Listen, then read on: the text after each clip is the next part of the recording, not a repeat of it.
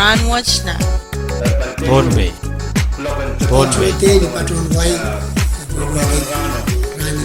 Pohnpei. Kasadalia, welcome to Rahnwet na Pohnpei. Rahnwet na Pohnpei is a radio program that informs the general public on important upcoming events in the state of Pohnpei. And today we are fortunate and honored to have Chi, the General Director of East Seoul and Cheonggi Branch, Department of International Law, HWBL, Park Jenny, the General Director of Eastern Seoul and Cheonggi Branch, Department of Peace Education, HWBL, and Alice, Deputy General Director of Eastern Seoul and Cheonggi Branch, IBYG. It's a pleasure to have all of you in our today's radio interview. So my first question is for you, Alice. Tell me briefly about HWBL. Alright, so HWPL stands for Heavenly Culture, World Peace, Restoration of Light. And we are an international peace organization, a non-profit NGO based in South Korea and registered under the Seoul Metropolitan Government in accordance with Ministry of Foreign Affairs. So we associate with United Nations DGC, which is Department of Global Communication, and is in special consultative status with the UN ECOSOC as well. Thank you. Chi, can you please explain more about the name? First, what is Heavenly Culture and World Peace? And lastly, what is Restoration of Light? All right, thank you. I know the name itself of the organization is very long, so sometimes it is very hard to also remember. All right, first of all, you have mentioned about heavenly culture. Now, when many people hear the word the heavenly itself, they would also try to misunderstand that this is a religious organization. But we would like to stress out, this is not a religious organization, but a very active peace organization. As mentioned earlier, we have to also understand as well, no religious organization or for religious purpose cannot be registered under UN, DGC, or UN ECOSOC as well. Now the meaning of this heavenly culture is when we look up in the sky, right? There is no border and it's just connected as one. Right? So just as so, we wish to now spread these cultures, saying that we should surpass ethnicity, religion, races, ideology, and nations to become one for the development of international society. Now next, world peace. This is to promote no violence and no war, but build a sustainable peace. And then lastly, for the restoration of light, this is to now restore the world, aiming for the citizens to be the center of the sovereign state. Thank you. Thank you. And what is your organization objective and project, Jenny? Our objective is to end war and bring peace to the world. So to satisfy these objectives, we have 3 projects going on. First is implementing the international law, and second is to bring religious harmony, and third is to provide peace education. Thank you. And which country are you carrying out peace project? We are carrying out peace projects and campaigns in 176 countries. We have branches in the States, Europe, Australia, and plan to set up a branch here as well to gain more support and bring awareness with many youth. Thank you, Alice. And what bring you to FSM?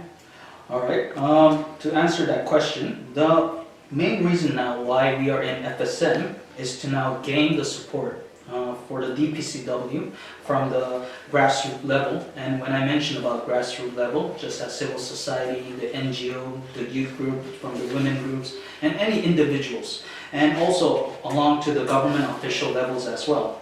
And as mentioned earlier, once again, we have been operating and working with 176 different countries who wish for peace.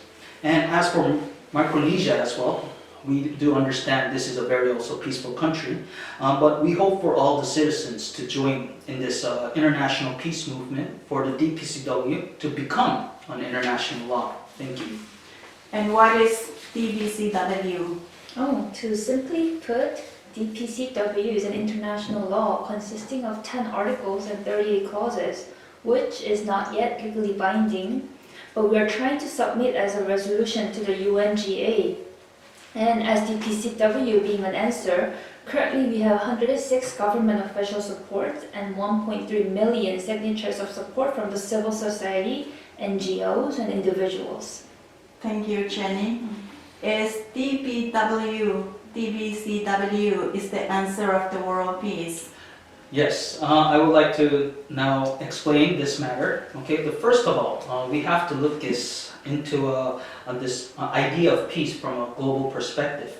Now, the conflicts and the problems that which we are facing now are to be solved from the global citizen level, where they have to become one. Now, for example, like climate change, it's not a thing that we can just solve just within the Pacific countries.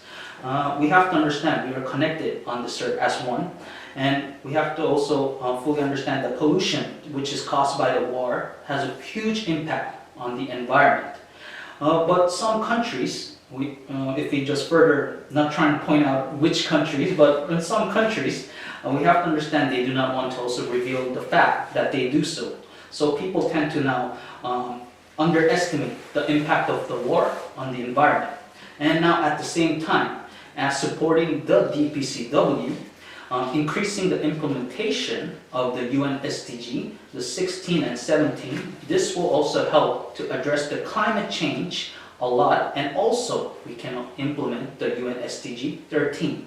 Now secondly, we have to think specifically about the big and small effects which the war on your own country and on each respective country.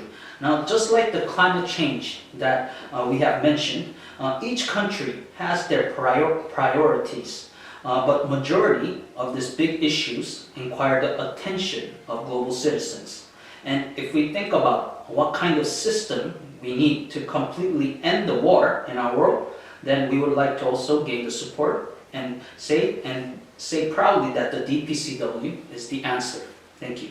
Thank you, Jin. How do you think that peace should be achieved? We believe that achieving peace should be approached from multiple approaches. One of our goals is to make everyone participate in the movement of getting rid of wars from our planet Earth. So from the top-down approach, we urge presidents and countries' leaders to support the peace law, DPCW. Also from the bottom-up approach, we work in hand with youth and civil society to make the leaders to support the peace law. Thank you. Before we conclude this radio program, anything else or any messages to the people of Micronesia? To answer that, we would like to first of all gain a sincere support for the DPCW, and also I hope all the Micronesian families of peace can be also part of this international peace movement to support the countries that are currently at war, so we can end the conflict. And also one of the additional